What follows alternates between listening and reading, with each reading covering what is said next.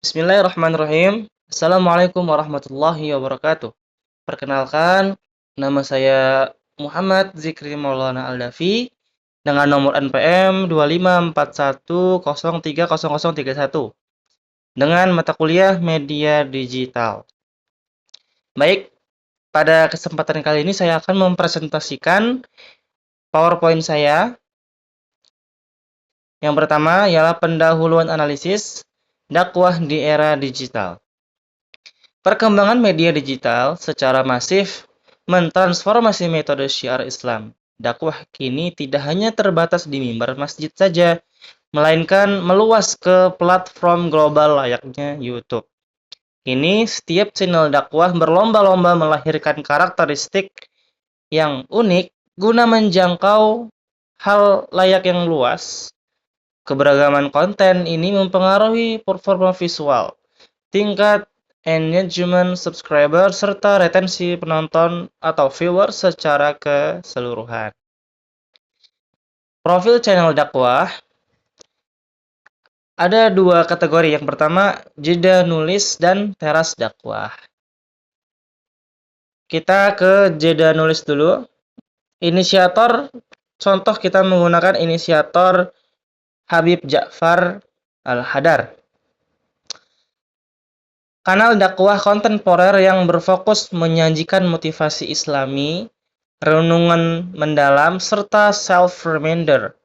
Dikemas dengan santai, menjunjung tinggi toleransi, dan dekat dengan pergolakan batin generasi milenial. Jadi, Habib Ja'far, dia menggunakan konten berupa podcast dengan genre milenial ataupun Gen Z, sehingga anak-anak muda, karena target viewersnya terkhususnya oleh anak muda, sehingga anak-anak muda dapat menerima dengan mudah dengan cara dakwah tersebut. Apalagi dengan menampilkan tokoh-tokoh agama lain, sehingga anak-anak muda Islam dapat mempelajari apa arti toleransi antar agama.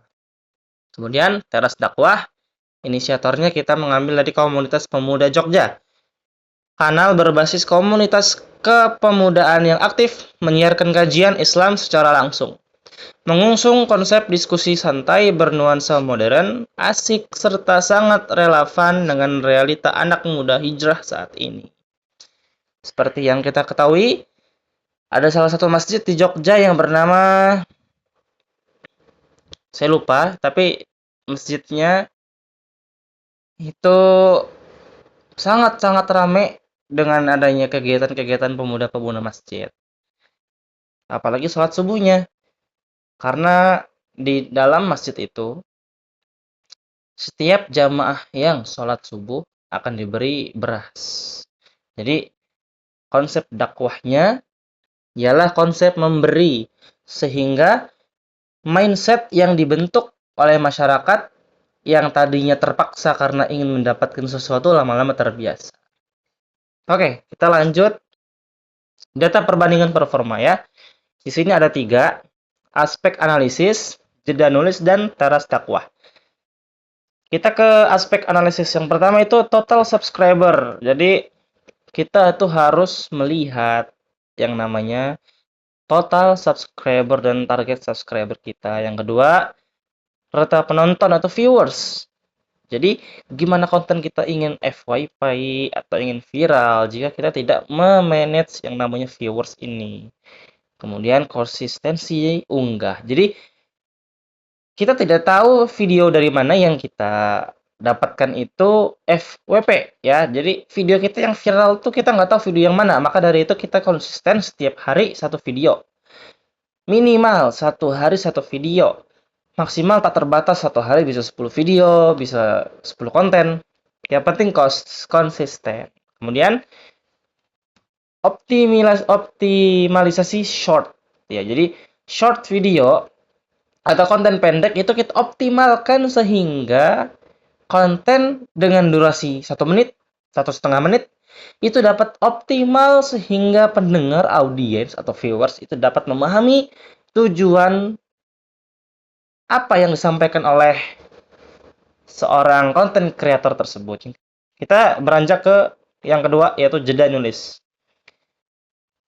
Jeda nulis itu kita harus membaca seenggak-enggaknya jika kita ingin konten itu viral, konten itu FWP, seenggaknya kita harus memiliki subscriber itu 1,5 juta atau enggak setidaknya 1.000 lah jika di TikTok.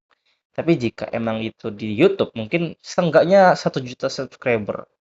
Itu minimal. Di bawah itu ya relatif, kadang viral ataupun kadang tidak viral. Lalu kita beranjak ke bawahnya, tinggi ratusan ribu atau jutaan ya. Jadi viewers kalau di YouTube itu viewers minimal 40.000 jam tayang. Sedangkan di TikTok itu untuk FWP itu minimal 1.000 atau 100.000 viewers ya. Kemudian sangat konsisten. Gimana kita ingin viral jika kita tidak konsisten? Yang terakhir, sangat aktif ya. Selain konten yang panjang, kita juga harus aktif dengan konten-konten short atau short video, konten yang pendek. Kemudian kita ke alih berikutnya, teras dakwahnya, yaitu seenggak-enggaknya dari sekian juta itu ada sekian ratus ribu yang menonton. Ya, misalkan dari 1 juta subscriber itu ada 200.000 orang yang melihat konten kita. Kemudian dari viewers yang ratusan ribu, setidaknya ada puluhan ribu saja yang menonton sampai akhir. Sehingga konten kita dapat melekat di audiens sehingga audiens dapat menyimpannya, save dan share kepada orang-orang lain sehingga semakin banyak pula pertumbuhan viewers dan subscriber yang kita terima. Dan untuk konsistensinya ya seperti biasa ya harus konsisten untuk mengunggahnya. Kemudian untuk short itu mungkin kurang optimal jika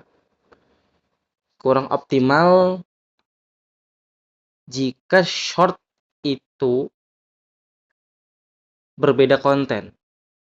Karena short yang optimal itu mungkin ya dalam satu akun shortnya itu jangan mengambil cuplikan atau klip-klip dari video yang ada.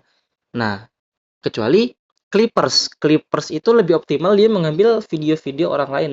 Nah, sedangkan jika kita punya akun sendiri, kita punya short, itu kita harus mengambil konten-konten yang lain sehingga saya rasa kurang optimal jika kita mengambil short dari video yang panjang yang telah kita upload. Seperti itu. Kemudian kita masuk ke bab berikutnya yaitu analisis konten dan jeda nulis. Yang pertama editing, sinematik dan estesis. Penyutingan videografi, tone warnanya teduh, serta visual yang memanjakan mata penonton. Jadi, selain hanya dengan konten seperti podcast lah layaknya, atau konten nasihat, kita harus menampilkan visual yang menarik, sehingga di mana detik-detik pertama kita dapat menampilkan viewers yang dapat melihat ke belakangnya. Jadi orang itu tertarik ketika melihat di awal-awal detik pembukaan kita seperti hook-nya.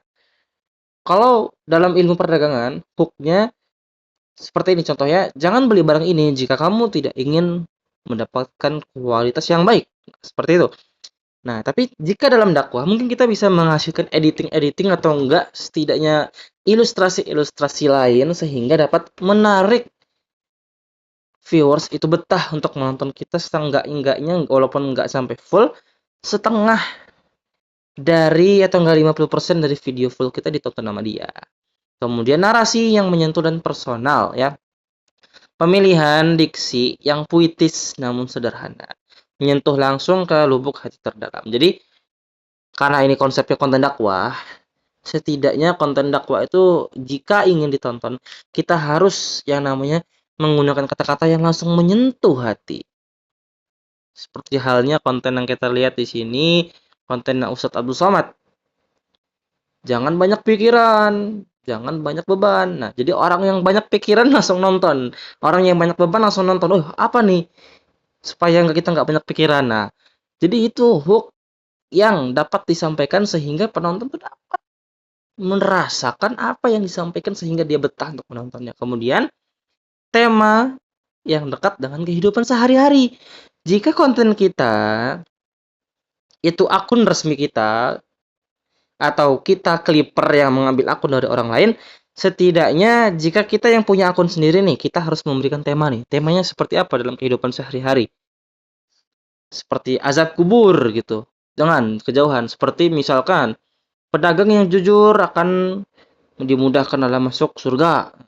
Karena kan kehidupan sehari-hari ya semua orang kadang ada yang berdagang, ada yang bekerja dengan konteks yang sama, yaitu kejujuran.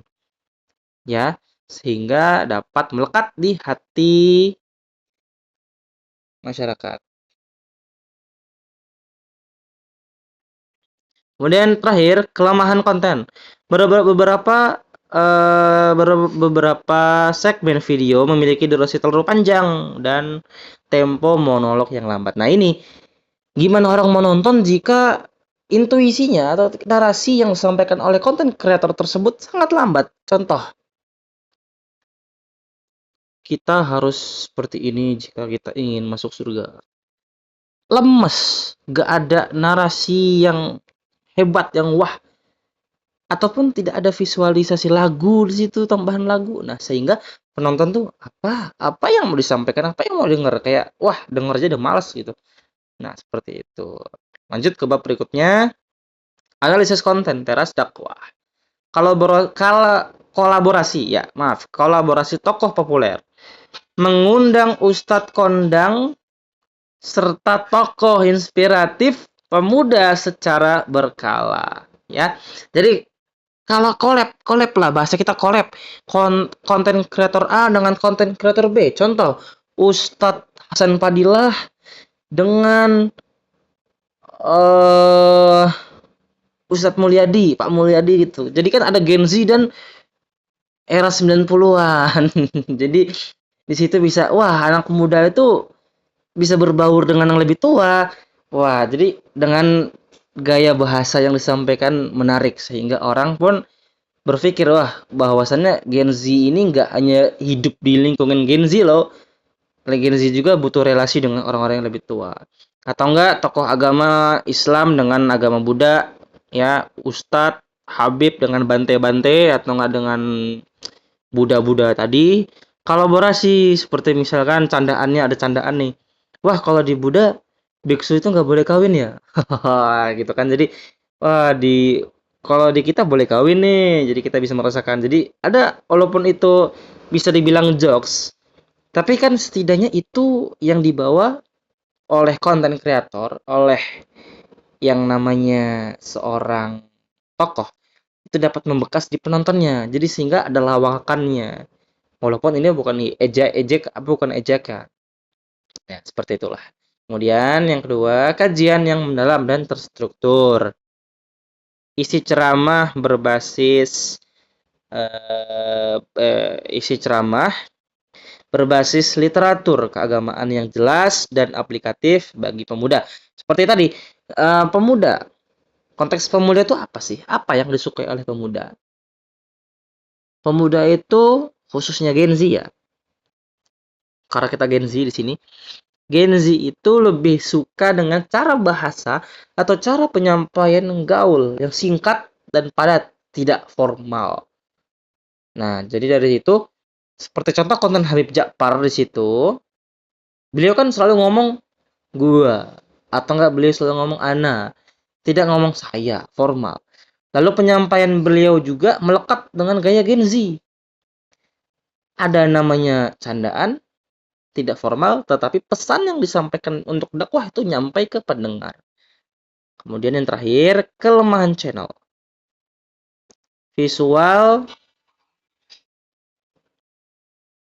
Kelemahan channel, visual, apa ini ya? Ya, kurangnya konsisten atau durasi kajian yang panjang membuat kejenuhan penonton meningkat. Nah itu, jadi kalau konten itu monolog, konten itu gitu aja, podcast itu gak ada seru-serunya, gak ada candaannya, gak ada lagunya, ya kemungkinan penontonnya juga akan bosan.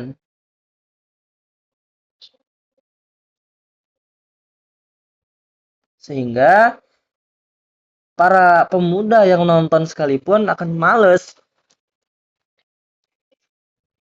Karena banyak pemuda,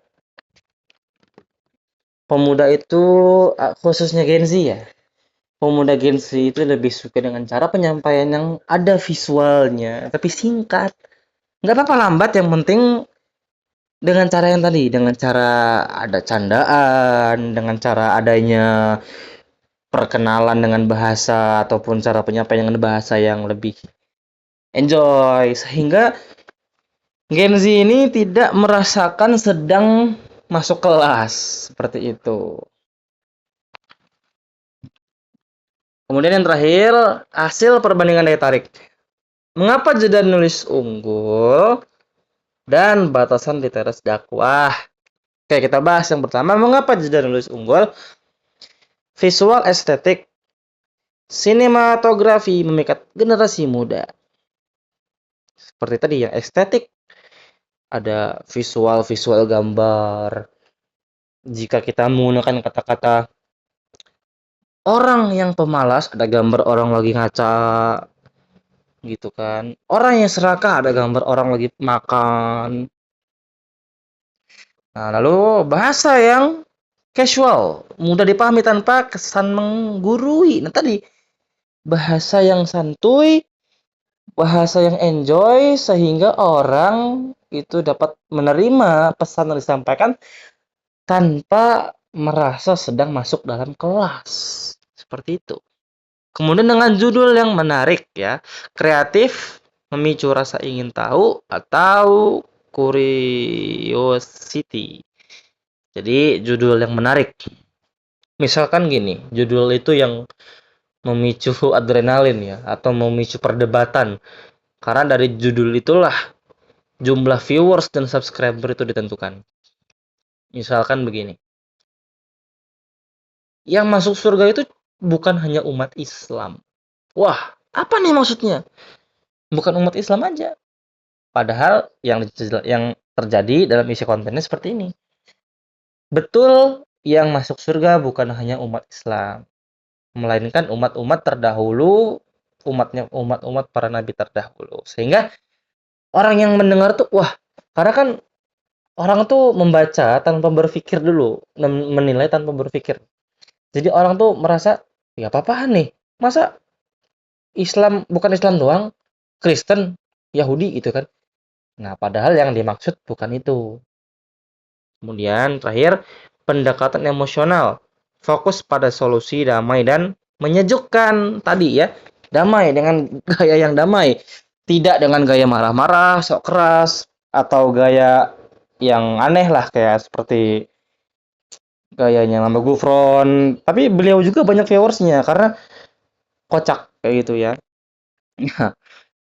Kemudian kita lanjut ke bab berikutnya, batasan literasi dakwah. Konten kajian panjang berdurasi 1 sampai 2 jam sehingga memerlukan komitmen waktu tinggi dari penonton. Jika emang ingin mengadakan konten kajian yang panjang, itu lebih baik dilakukan secara live ya. Live. Itu konten kajian. Kalau resmi live.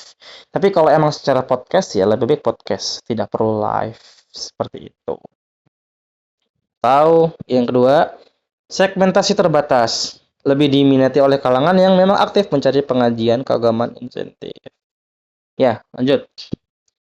Kita masuk ke bab berikutnya, rekomendasi pengembangan channel. Yang pertama, thumbnail konsisten. Meningkatkan rasio klik kontrol dengan template visual yang berkarakter. Kemudian, kedua, jadwal yang rutin, mengunggah konten terjadwal guna melatih algoritma rekomendasi YouTube. Ketiga, optimalkan short ya, memotong momen emas kajian panjang menjadi video pendek berdurasi 1 menit atau 1,5 menit. Kemudian judul interaktif menggunakan skema pertanyaan yang relevan dengan problematika remaja. Kelima, topik kedekatan. Fokus pada isu mental health, pergaulan yang sehat, serta karir secara islami. Oke, kesimpulan, berdasarkan hasil analisis terbukti bahwa kendala dakwah digital dengan visual yang menawan, bahasa penyampaian yang luas, serta pemilihan tema yang melekat kuat pada aktivitas keseharian remaja berpeluang mendatangkan basis penonton atau subscriber ataupun viewers yang jauh lebih masif. Kendati demikian, integritas ilmu serta kedalaman esensi ajaran dakwah mutlak dipertahankan demi memberikan kemaslahatan moral jangka panjang bagi umat secara berkelanjutan. Oke, demikian dari saya. Semoga bermanfaat. Bagi yang nggak paham nanti bisa cari tahu sendiri. Oke, kalau saya salah, saya manusia. Jika saya benar, itu semua dari Allah. Sekian. Wassalamualaikum warahmatullahi wabarakatuh.